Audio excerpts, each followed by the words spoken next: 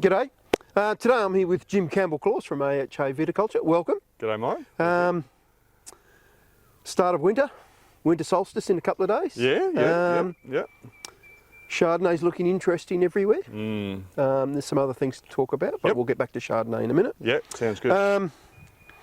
So winter's started, but it's not real winter. Yeah. So you got some data you can tell us about that you've researched with soil temperature, etc. Yeah, I've had a look at a few things. So I guess we came out of a pretty brutal summer, long, hot, dry summer, like the driest, hottest summer we've ever had. And autumn started hot and dry, but when we got into May, we started getting some rain, which everyone was, oh, thank God we've finally got some rain. So May and June have been pretty good, a couple of hundred mil plus in places.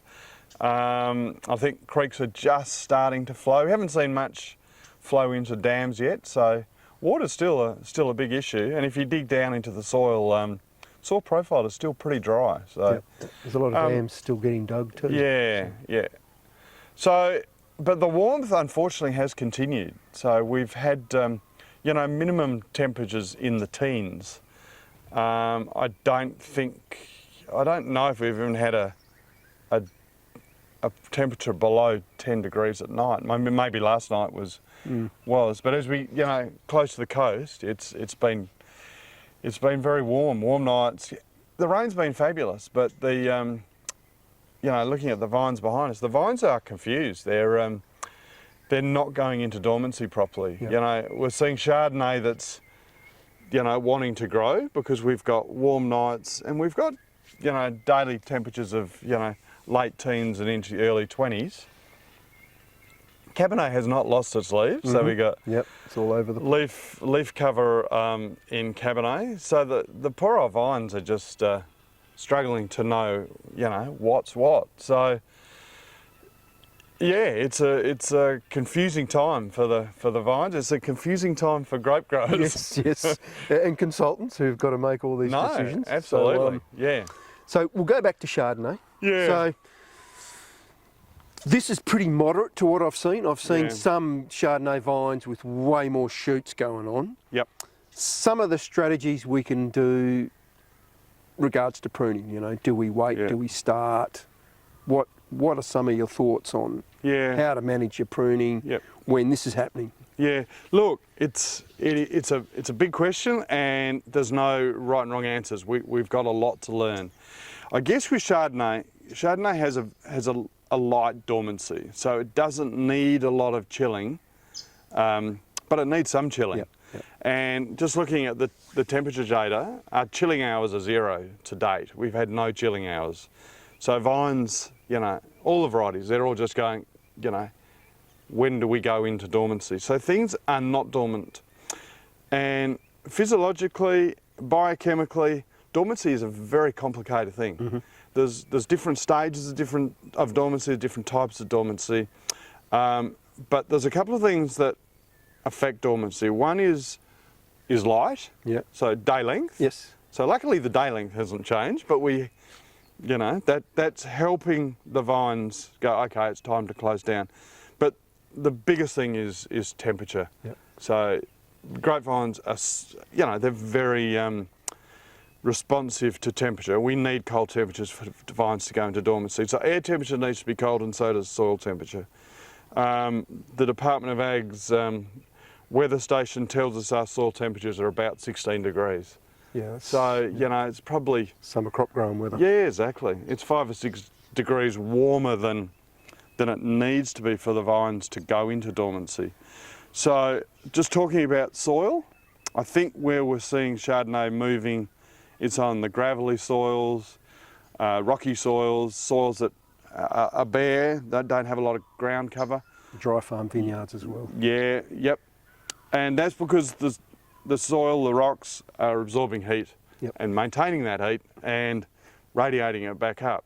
So if we talk about soil, I think the best thing we want to do is keep as much cover as we can on the ground. So let the grass grow, don't spray it.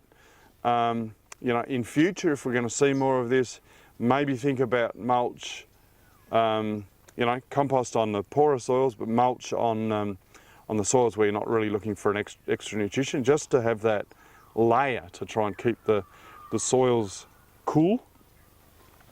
I think it's really hard to know. I mean, we encourage people to irrigate late in the season to keep vine health, because you get that root flush after harvest.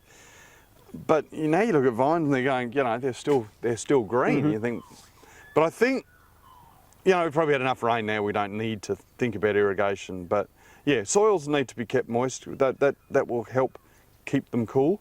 So that's the soil side, which is actually probably the easiest part. How do we sort of keep the vines, to slow them down, stop them? You know, we're coming into the 21st of June, which is the winter solstice. So from Friday onwards, day length is going to start increasing, but we should start seeing some colder weather in July and August. So we don't want buds to burst and grow, because we're going to be growing in cold, well, hopefully cold, wet, stormy weather, and then spring storms, etc. Spring storms, uneven flowering, and early crops, and you know, all sorts of dramas. So what do we do? I think, you know, in a situation like this where, you know, basil buds are still reasonably asleep, I reckon we don't touch them. Leave it for as long as possible. But a lot of Chardonnay's cane pruned. So I'd be doing your lopping and pulling, or your climmering soon. And because then you can do that sort of destructive pass without doing too much damage. I would then leave the leave the cane wrapping and that final cut for as long as possible. And obviously when you're wrapping, you've got to be super careful you're not breaking buds off. But that final cut on the end of the canes, that, you know, that stimulates bud burst. So on vines they've still got some dormancy, I wouldn't be touching them. I'd leave them as much as possible, leave the cover on the ground. Where things have burst significantly and fully, I think we need to do some trials. I don't know that we have the answers. And there's a few things we could do. We could spray them with Dormex earlier than we normally would. So Dormex on these will burn all the green off. And Dormex, whilst it stimulates bud burst, it does stop them for about 21 days.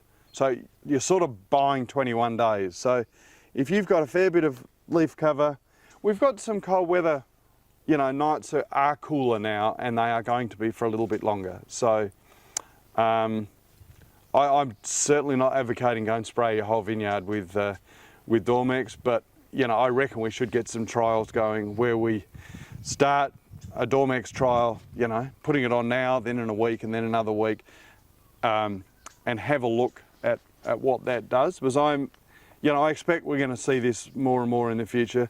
Chardonnay is such an important variety for this region. We need to sort out how we can grow it, and this is going to be a challenge for us.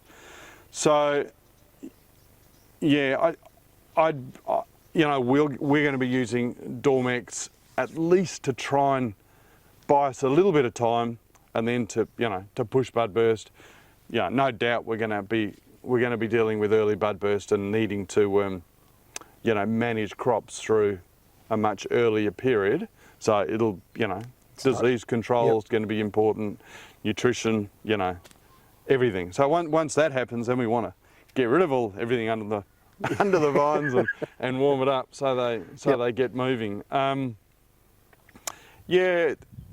It's really difficult. In some of the warmer subtropical regions, they burn leaves off with spray of fertiliser to knock the leaves all the leaves off. Yeah. So all these buds, they'd knock those off. Yeah, they'll all go. Then you'd prune it, wrap it, and then hit it with Dormex. Yep, prune it, wrap it, chuck a Dormex on there, and then you're 21 to 28 days. So interesting, Dormex, if you put it on when they're fully dormant, basically 14 to 21 days you got bud burst.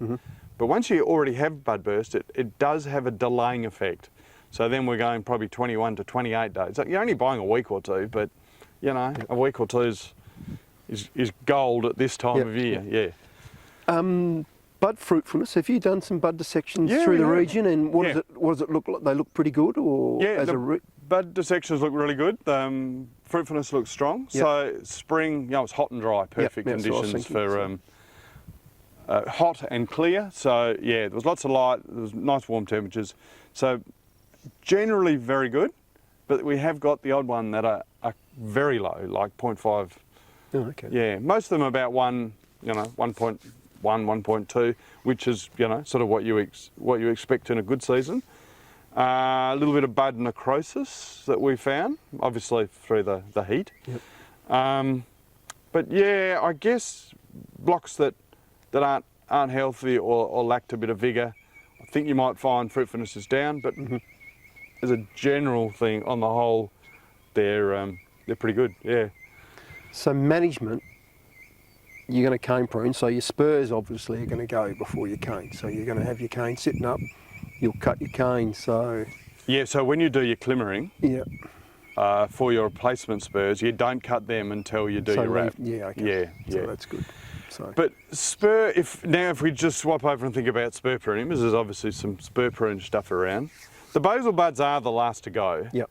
So, you know, when you see this, don't worry too much about the April So you've got a bit stuff. of time to go. Yeah, and I'd be, you know, most people will barrel prune. Would you leave that as long as possible? Absolutely, as well? absolutely. Don't touch them because you know, you cut the wood now and the sap's flowing. The roots are moving. Things are happening. So yeah, the more that you know, the more you get involved, the more it's going to want to push. So kind of the strategy for this year is patience, wait until you think you can't wait any longer. Absolutely, yeah. I think that's it. Wait is you know. So you've got to make a decision of if I don't do it now, I'm going to damage. Yeah. So it's kind of going to be that management of the least amount of damage, and then you go. So and depending on your pruning method. Just looking at these ones, these basil buds, they're all pretty sleepy still. Yeah. And you know, you look at that and you freak out and go, oh gosh. Yeah. But it's the end of June. You know, there's no reason why we won't have a cold July, and then they will stop. Yeah.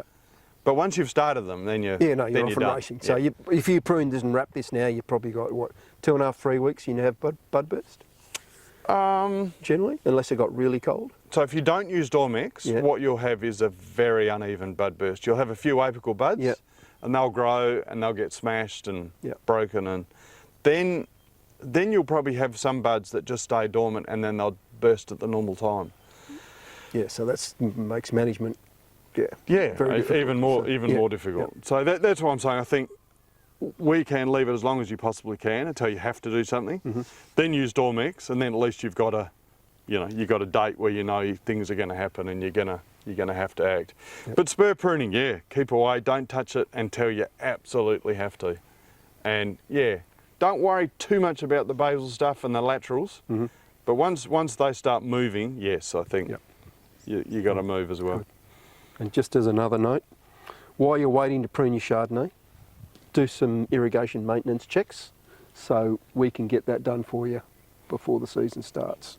So yeah, really. I mean, pruning, you know, it's June, July, August normally.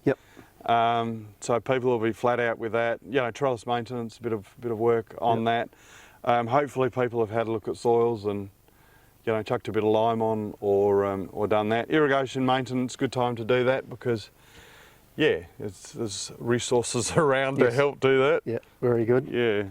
All right, well, I think that sort of sums it up quite well. So thanks very much for your time. No, we will. And I think we'll talk again in another month or so and see how it looks and what else we can do if we do have some early bud break and other things. Sounds good. Okay. Thanks very much, Jim. Cheers, Mike. Thank you.